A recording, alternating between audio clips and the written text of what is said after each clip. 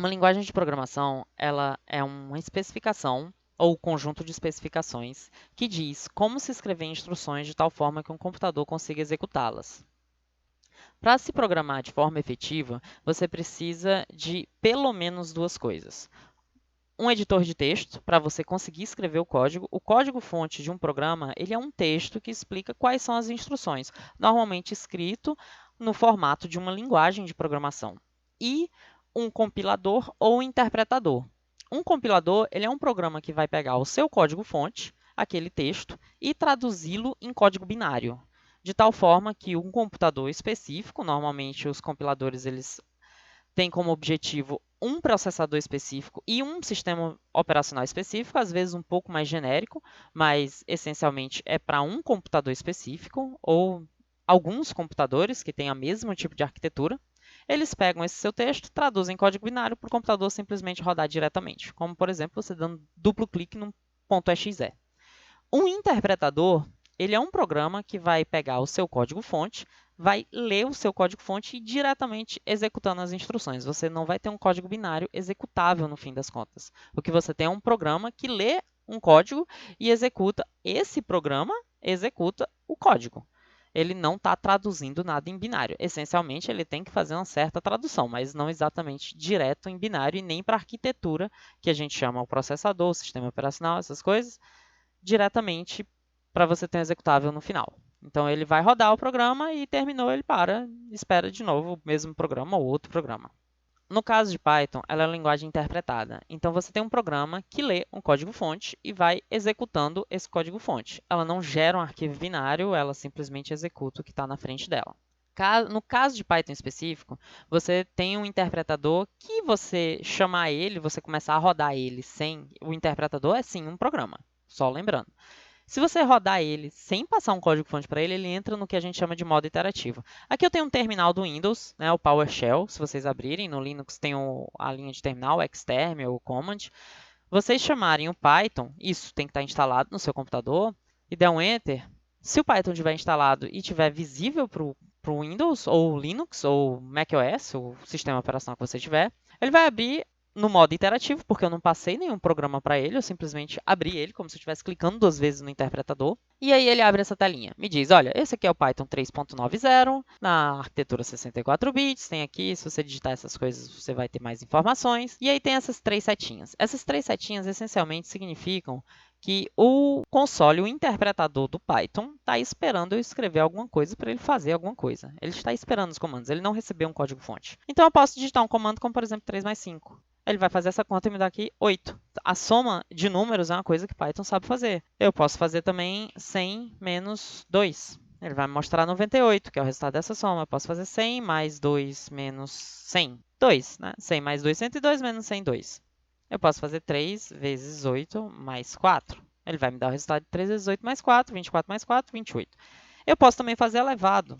Né? 3 elevado a 100 vai me dar esse número enorme. Nota que, quando não tem esses três símbolos de maior, isso aqui está dizendo, olha, eu estou esperando uma instrução. Se não aparecer isso, se não tivesse três símbolos de maior, na realidade é porque é o resultado da operação ou que o interpretador interativo está mostrando para você. Se você tiver passado um código-fonte para o interpretador, ele simplesmente executa e não mostra nada a não ser que você peça. Aí a gente tem, por exemplo, a função print, que está dizendo para o Python, mostre na tela o que tiver entre esses parênteses. Você sempre precisa escrever, se quiser imprimir, o print, abre e fecha parênteses. O que estiver dentro dos parênteses é o que ele vai exibir. Então, se eu fizer 3 elevado a 100, ele vai me exibir. Ah, mas professor, não teve diferença nenhuma. Não teve porque a gente está no interpretador interativo. Então, cada comando que você executar no interpretador interativo, ele exibe o resultado desse comando. No caso de você ter passado, não estivesse abrindo o interpretador no modo interativo, estivesse abrindo um programa já pronto, aí sim ele não exibiria se não tivesse o print. Você faria a conta 3 elevado a 100, ele faria essa conta, mas não tem por que exibir se você não pediu para exibir. Então, essas são duas coisas diferentes. O interpretador no modo interativo e o interpretador normal quando ele está executando algum código-fonte, escrito em Python, obviamente.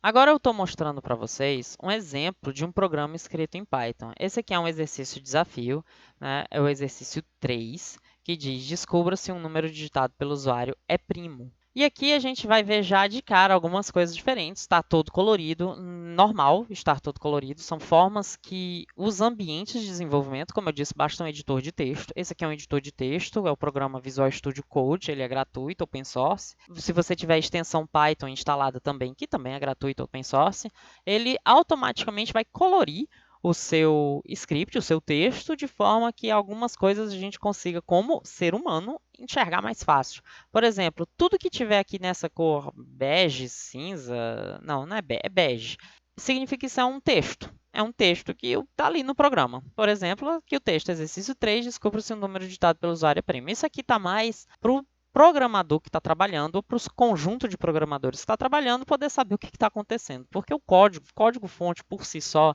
ele é difícil de ler para um ser humano. Ele é mais fácil do que binário, obviamente, mas ele ainda assim é um pouco difícil de ler. Então a gente tem umas figuras chamadas comentários, que é o que a gente utiliza para poder explicar para outro ser humano, ou para, inclusive, nós mesmos, num futuro, porque depois que você escreve um código-fonte, para de olhar para ele uma semana, você olhar para ele de novo é capaz de você não lembrar nem o que foi que aconteceu. Então, você tem os comentários. Em Python, um comentário é qualquer coisa que vem depois de um hashtag.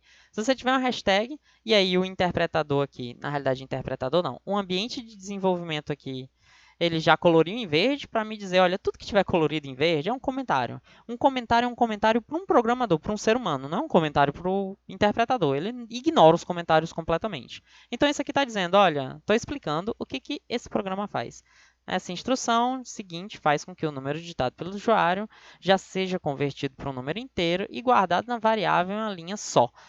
Isso aqui está explicando o que faz isso aqui. Eu coloquei porque são exercícios iniciais, mas não é obrigatório você entender o que está acontecendo. Só quero mostrar mais ou menos o que é um programa em Python, qual é a cara dele.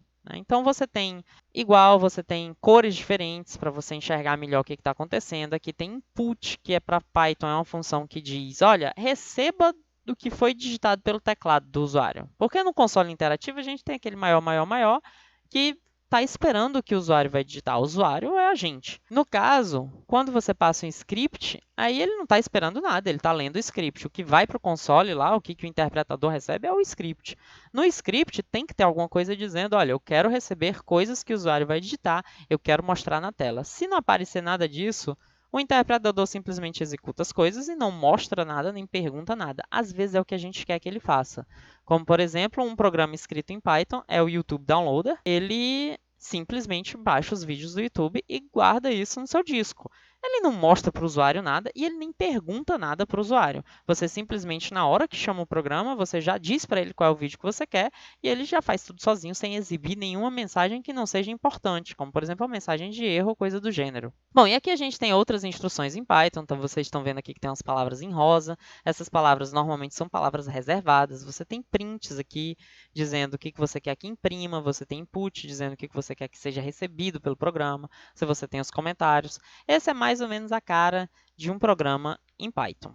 Não é necessário, de forma alguma, entender o que está fazendo agora. Esse já é um programa desafio um pouco mais avançadinho, a gente vai ver ele só depois. Dos ambientes de desenvolvimento, a maioria deles, eles já tem embutido, além do editor de texto, além das cores, eles têm como você simplesmente já rodar o seu programa sem ter que se trabalhar muito com relação a isso. Então, no caso do Replit, vocês vão ter um botão verde que vai rodar o programa de vocês e vai aparecer o resultado na aba do lado. Aqui no meu vai aparecer embaixo, porque é um ambiente diferente, é o Visual Studio Code.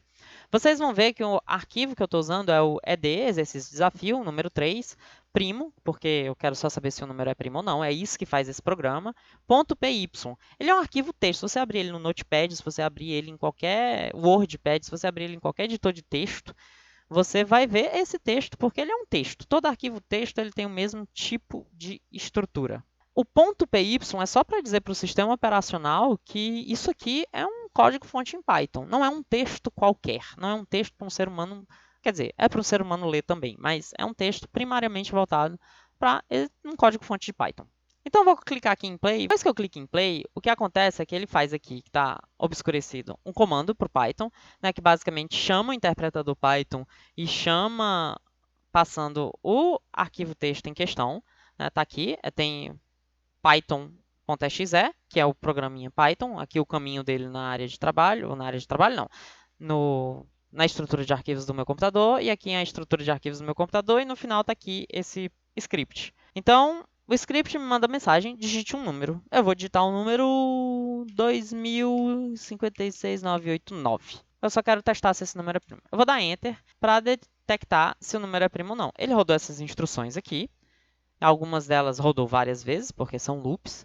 E, eventualmente, ele chegou a me exibir a mensagem, o número não é primo. Se eu quiser rodar esse programa de novo, eu posso simplesmente apertar play de novo. Se fosse no interpretador interativo, eu não tivesse passado código-fonte, eu poderia digitar isso aqui. O que a gente viu agora foi como funciona o interpretador interativo, como é que funciona o interpretador. Num outro vídeo, o próximo vídeo dessa sequência, vocês vão ver como efetivamente fazer um script num ambiente de desenvolvimento mais ou menos adequado. Por que eu digo mais ou menos adequado? Porque existem melhores, como por exemplo, eu escolhi um melhor para mim, mas ele vem com seus percalços, que é saber instalar, saber resolver quando dá problema. O que vocês vão utilizar, ou o que eu recomendo, não necessariamente o que vocês vão utilizar, ele já tem tudo que eu acho razoável para se fazer a programação dessa disciplina. Não precisa de mais do que isso. Ele vai ser um pouco mais lento do que quem tiver a oportunidade de fazer isso direto no próprio computador.